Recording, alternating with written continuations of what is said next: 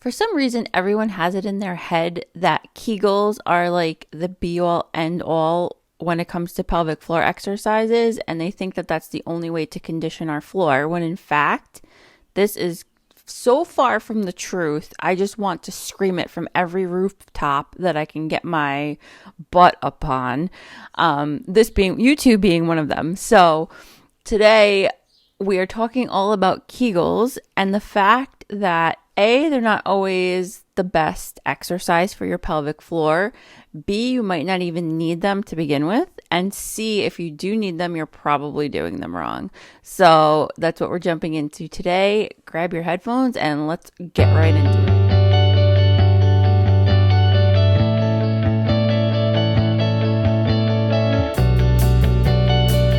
First thing I really want to touch upon is that Kegels are not for everyone. So a lot of women who I see in my one-on-one practice, they'll go to their OBGYN or their MD with complaints of leaking, and they're sent home with this recommendation to do Kegels, and I'm evaluating them and I'm like, you don't need Kegels right now because they have an overactive or a tight pelvic floor.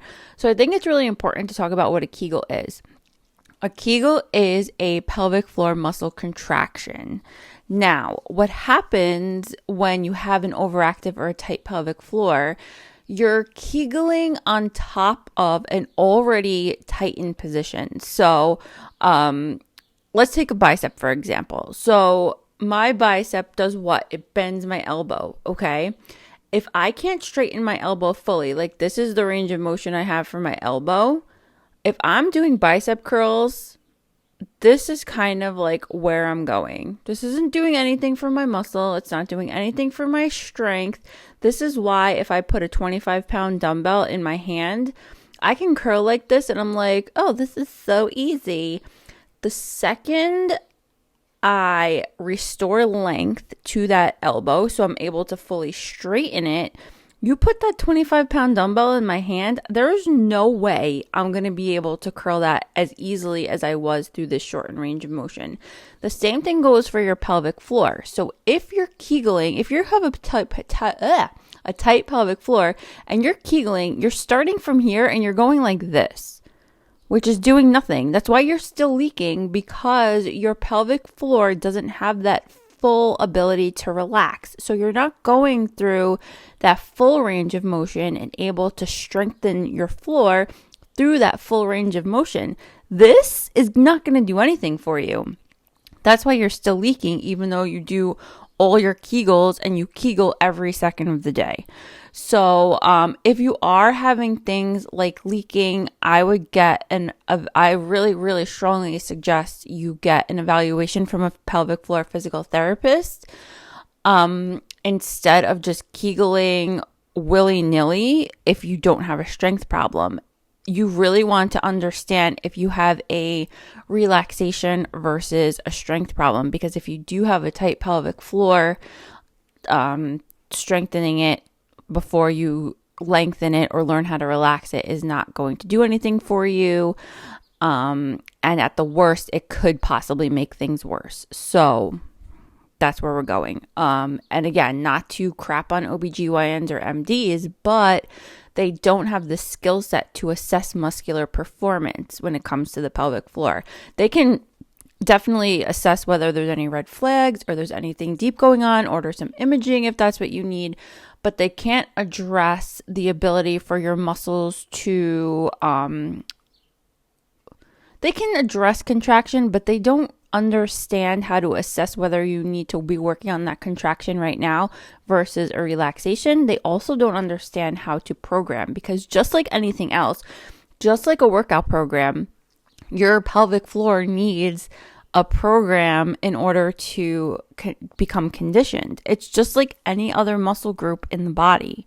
It's just a little bit different because it's inside rather than something that we can visualize. So that makes it a little bit of a kind of weird concept for a lot of people and makes it very difficult to understand.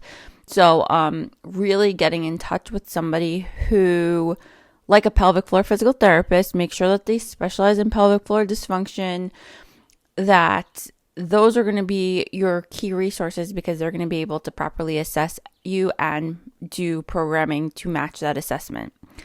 So some conditions which Kegels might actually not be beneficial for you are if you're having anything else happening. So like pain with penetrative sex, vaginal penetration, tampon use, or OBGYN exams, you might have a tight pelvic floor. Kegels probably won't help you. Any type of pelvic pain, Kegels might not help you. Urinary frequency, which means like you have to go to the bathroom a lot, and then when you go, nothing really comes out, and it could be accompanied by some leaking throughout the day. And this is assuming you've been cleared of all infection, STI, bladder infection, UTI, and all that stuff. But when you go, you're kind of like, oh, well, that was kind of anticlimactic. Nothing really came out. So that's what we want to be mindful of, because those are potential issues with having a tight versus a weak pelvic floor. And we need to address that tightness before we even go near things like strengthening it. Okay. So things that might require Kegels, or if there is a strength issue, and again, this is assuming like you've been evaluated. Well, no, I shouldn't say that. This is being said is without evaluating you. So this is in general, not specific medical advice. Just like what I was saying before with the tight pelvic floor, this is all just general information for what I've seen and from what is commonplace.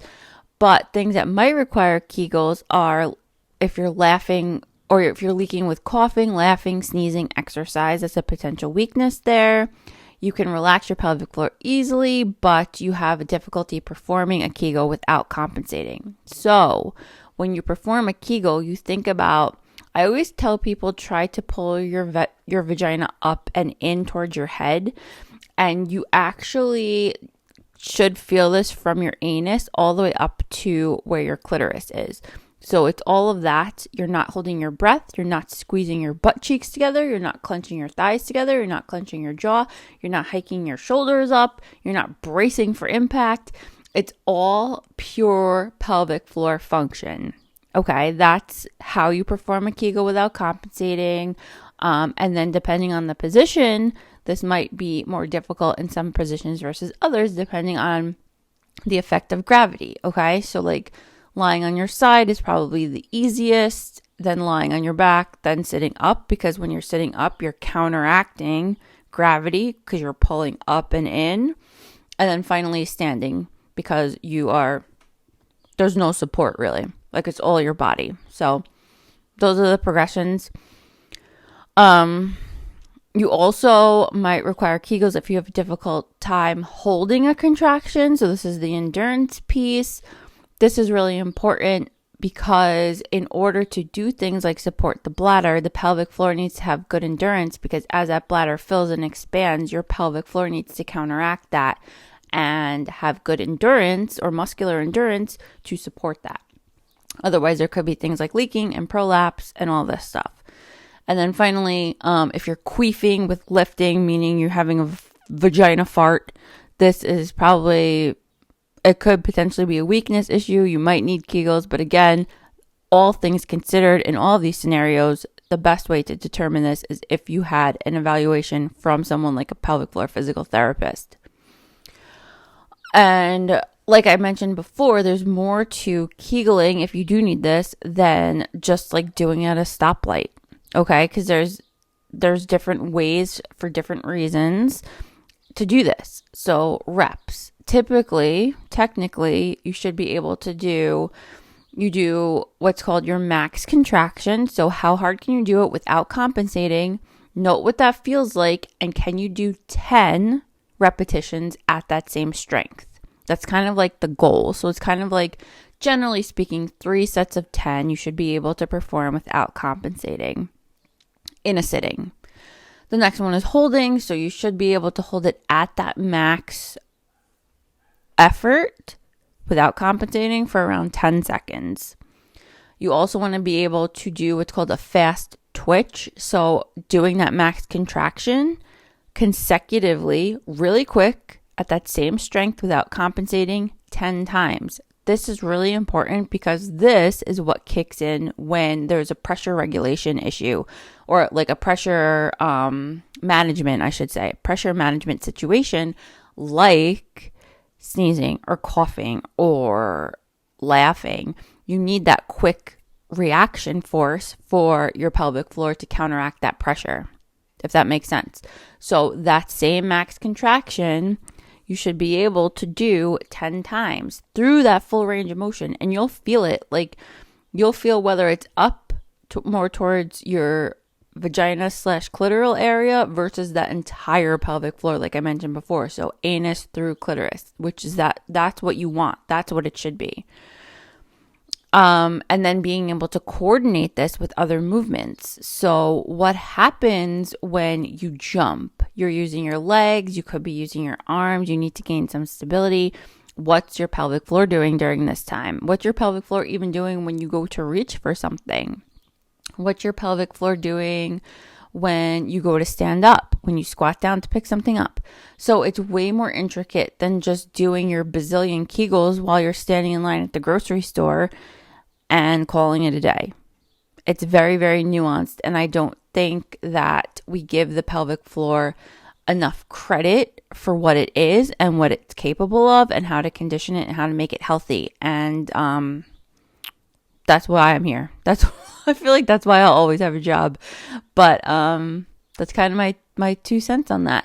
And my final thought, please stop kegeling while you're peeing. This is never a good idea. Your pelvic floor should actually be relaxing while you're peeing. And like we reviewed, Kegel is a pelvic floor contraction. So it's actually doing the opposite of what you want to happen. And eventually over time, this could lead to potential issues. You might not have your bladder empty completely. Your nervous system and your brain are super, super smart. They learn these patterns. So if it's used to doing things like Kegels while you're going, it's going to learn and then eventually do that automatically. So we don't want to do that. We should be relaxing. That's my tidbit on Kegels. I hope this helped you. Please send it and share it to people who need to hear this, who think that Kegels are the magical unicorn of exercises for the pelvic floor, because they're really not. And if you have any questions, comments, or concerns, please let me know.